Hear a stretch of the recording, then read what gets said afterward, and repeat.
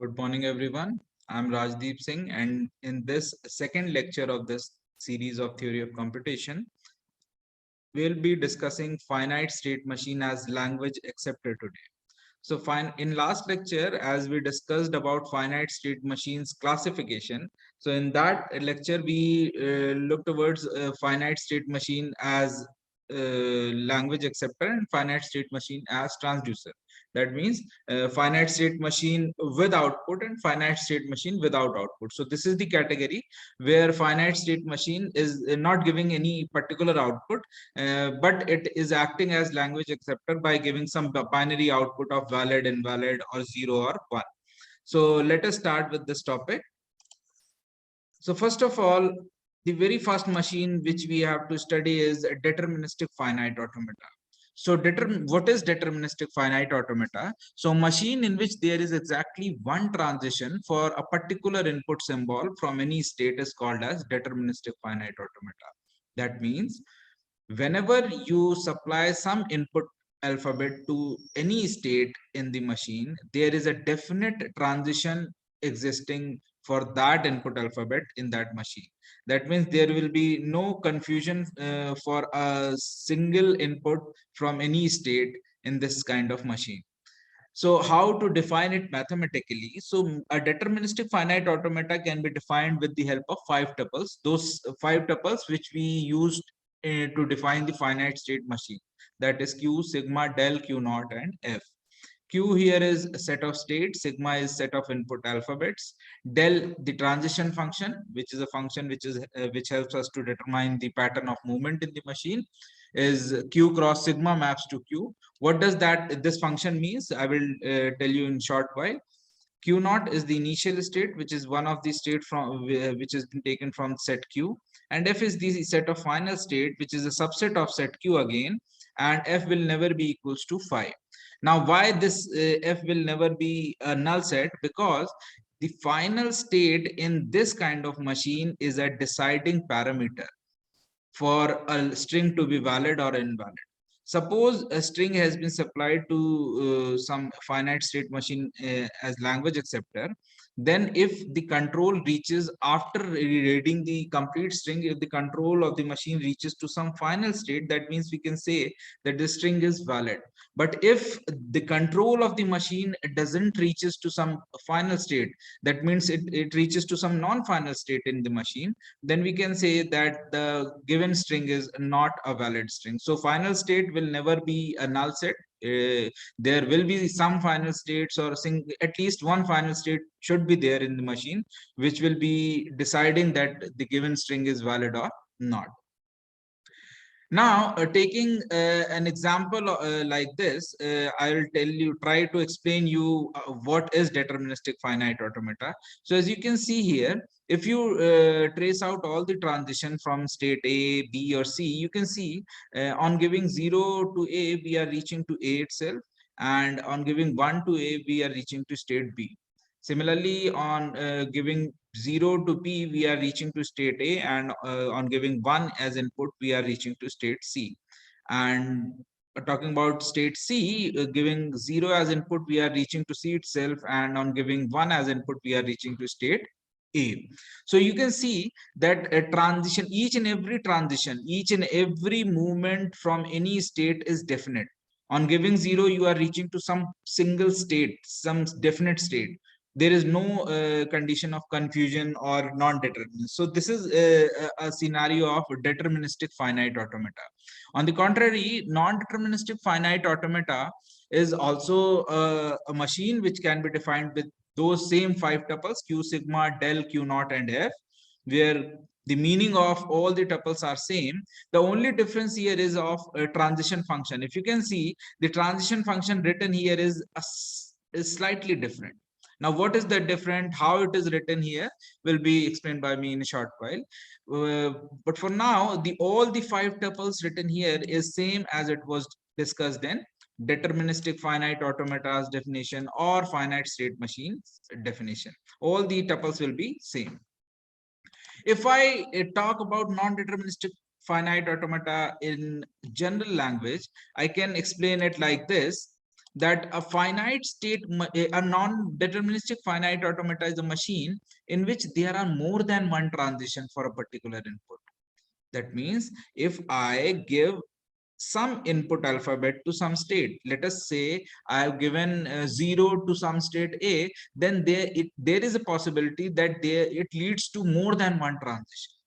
So in that case, I will not be able to determine which path is to be followed to get the ultimate result. So this is the condition where we are not able to determine the correct transition. So this is a non-deterministic finite automata, and this is not a favorable condition whenever we want to implement a machine. So what we have to do, we have to convert this kind of NFA machine, non-deterministic finite automata machine, into deterministic finite automata. If I explain it with you with a transition diagram, you can see here that state A, on giving 0 input to state A, you can see there are two paths, one which is leading us to A state itself, and another one which is leading us to state B. So on giving input 0 to state A, what is happening, we can either reach to A or B. So this is a condition of non-determinism, which is not favorable at all. So what we have to do, we have to convert it into a DFA machine. So that is a topic of discussion later. But for now, you have to understand what is NFA and how does it looks like. So in any state, if you see a condition like this, that on output side you are getting more than one state, then you can declare it as a NFA. Okay.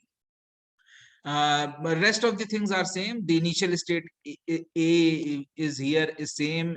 The final states B and C are here same. In rest of the things are same as it was in DFA. The only difference is here of a transition, that in DFA you are reaching to some particular definite state after taking some input, but here you can reach to more than one state. So there will be condition of confusion or non-determinant, that which one is to be chosen for correct answer. Okay.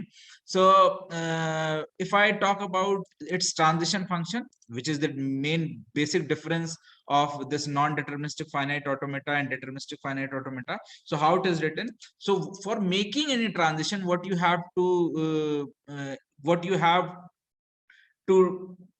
get in your hand. So there are two things which you have to know for making any transition. That means on what state you are standing presently and what input alphabet you are getting. These are two parameters on the basis of which you are going to make the transition. So Q and sigma are the two things on by reading which you are going to make a transition. So in case of DFA, if I say, let me write it here so that you will not get confused. So in case of DFA, what will be happening? In case of DFA, by taking these inputs Q and sigma, I will reach to some particular state, that is some single definite state, that is Q. That is why I've written Q cross sigma maps to Q in the definition of DFA. But what will happen in the case of NFA? In NFA, we can reach to more than one state. Now, how many more states at max? Okay. The deciding parameter for any transition will be the same. So Q cross sigma will be there in left hand side here also. But what will happen in the right hand side? In right hand side, you can reach to more than one state. So at maximum possible transition from all the state to all the states will be 2 to the power q. The concept of power set, you have what you have read in set theory, that if there are n elements in a set, then maximum possible combination or maximum possible subsets of that set can be made as 2 to the power n. So here, if there are q number of sets you have got, the maximum transition you can make from any state to all other states will be 2 to the power q. So this is how we will be understanding the transition function of NFA and DFA, and this is the only the thing which is different in both the machine. Rest all the tuples are defined same in the same way. The only difference is of del, that is transition function. Now next is NFA with epsilon move. Now NFA with epsilon move, what an added advantage we got, that in NFA with epsilon move, along with all the input alphabets, we have got an added advantage of moving from one state to another without giving any input alphabet. That means without making any effort, we can reach from one state to another. Okay, so there is a very slight difference in NFA and NFA with epsilon move. So if you can see here in this diagram, we can reach from state A to state B without giving any input. That means I can switch from A to B without any effort, or from B to C without any effort. So I can reach from A to C also without making any effort. So if you look at its transition table, what is written here, that on giving 0 to A, what is happening? I can reach to A, which is there seen directly here, that on giving 0 to A, I can reach to A itself. But after reading A, I can either rest at A or move to B without making any effort, or can move to C without taking any effort, because there is a transition which is labeled with epsilon. Epsilon means null string. That means I have to take nothing and can reach to these two states also. So that is why I have written here B and C also. If I talk about giving 1 to A, what will happen? You can see that there is a no direct transition of 1 from A. So what we can do, we can move to state B without doing anything, without taking any input. So because there is an epsilon transition here, so I can move to B and then I can take one transition here. So what is happening?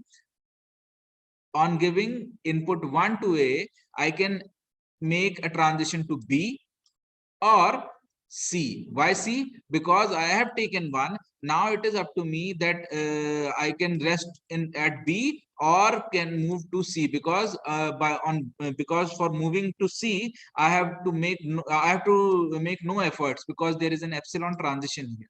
Okay, so that is why I've written B and C both here. And if I talk about giving 2 as input to state A, what will happen? I cannot take it directly, but by the help of these epsilon transition, I can reach to B and then again to C, and then I can take the transition of 2, or then I can accept the input of 2 and will reach to state C. So that is why I have written here C as the output. Similarly, if I talk about B, if I give 0 to B, what will happen? There is no direct transition or indirect transition, because I cannot reach to A for taking input 0 as input, because there is the arrow is from A to B, not from B to A. So there is no path to reach to state A and take 0. So that is why I have written nothing here. Okay. Now, if I talk about giving input to B, I can take a direct input from B, direct one input from B and reach to B itself. And after taking one, either I can rest at B or I can move to C, because there is an epsilon production. That means I can reach to C without any taking any efforts. Okay, so the answer will be B and C also. In the same way, other transition can also be copied down. So this was all about what is a deterministic finite automata, what is a non-deterministic finite automata, and what is a non-deterministic finite automata with epsilon. Now, why I have called all these machines as language acceptor, finite state machine as language acceptor, because in these machine, whenever you give some input to these machine, let us take an example. If I give this machine 1011 as some input string, what will happen? At the start of this machine, the control will be at state A, and on reading first input alphabet, that is 0, it will reach to A itself. Then on reading 1, it will move to B, and then again reading 1, it will move to C.